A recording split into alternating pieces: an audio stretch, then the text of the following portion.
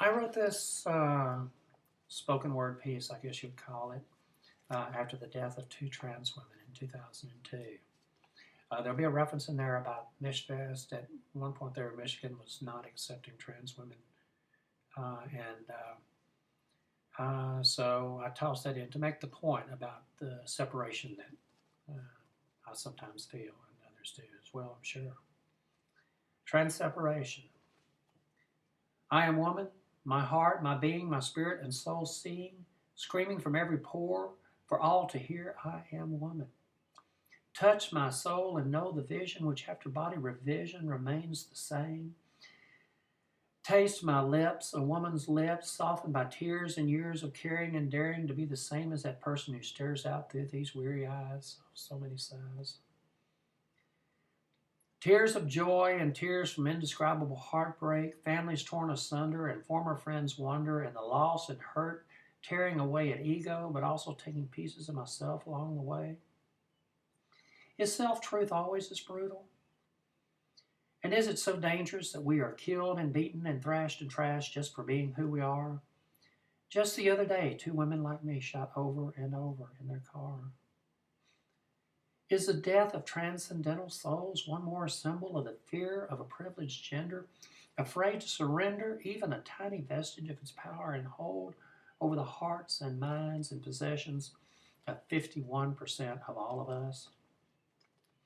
In a world of patriarchy and privilege, I am woman. My state says it so, my body says it so, my breasts, my skin, my vagina all proclaim I am woman.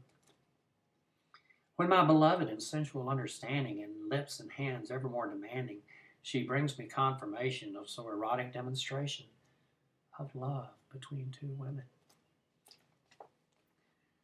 My essence, my energy, my dreams, loving without bounds, bearing my soul.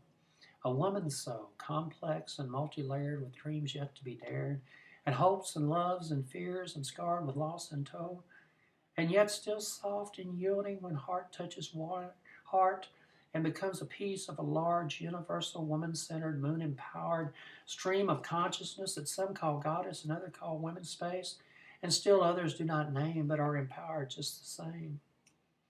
Yes, I am woman, and I cry like a woman, and my soul feels the sheer exuberance of being just exactly who I am.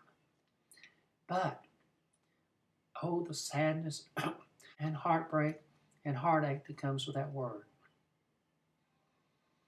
But, a conjunctive with repercussions in my soul and psyche that will remain forever. A reminder of the price of self-truth and the consequence of being. I turn to my closest friends, those who love me the most, where trust has been so freely shared.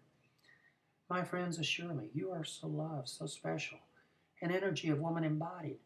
Then the condition, the but in my life, the anguish of my soul, the difference it separates, creates that chasm beyond which I cannot go. Because of that aberration of birth, piece of unwanted, undesired flesh, I will always be separated. My friends say, meaning well, I'm sure, you're such a special person. I would love you no matter what or who you are.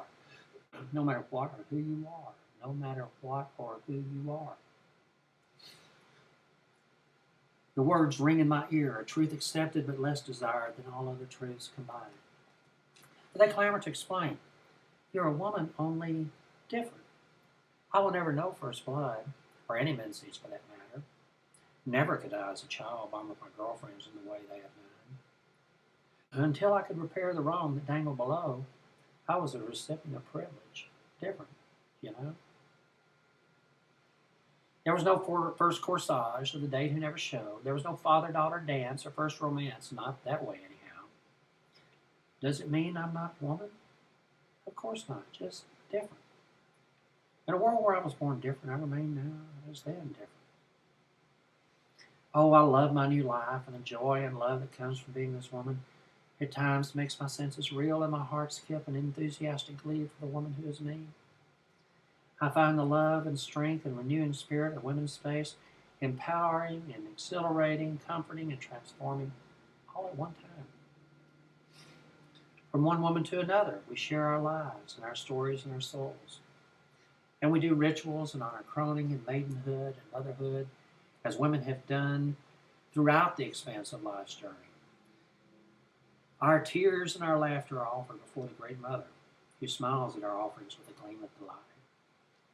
But in those horrible moments, those horrible wrenching moments when difference rears its head, when the butt comes to rule, the arrow of despair pierces my heart, and one more tear is offered from coffers that have no bottom.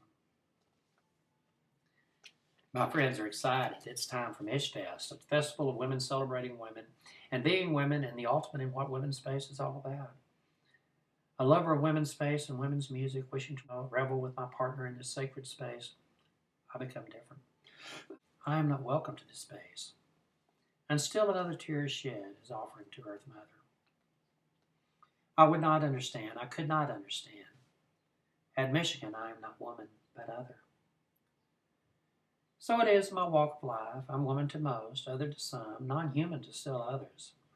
Loved, hated, smiled at and reviled, praised and hated, a source of confusion for many. I do not understand it, some say. I do not want to understand it, say others. But life goes on and love goes on and hate and fear go on also. To all who hope that my kind will disappear and those who revel in our difference, what we have not in common rather than what we do, I smile sweetly and offer this simple reality.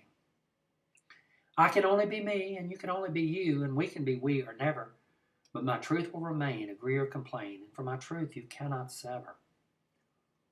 For in truth to self I have found truth in others, and the same for love it is clear. To leave behind that which is me would leave me with nothing but fear. My soul lives, and it will beyond death, and it's a beautiful soul prepared to love, prepared to live, prepared to dance. If you dance with me, then we dance together. But if you cannot, I will dance alone.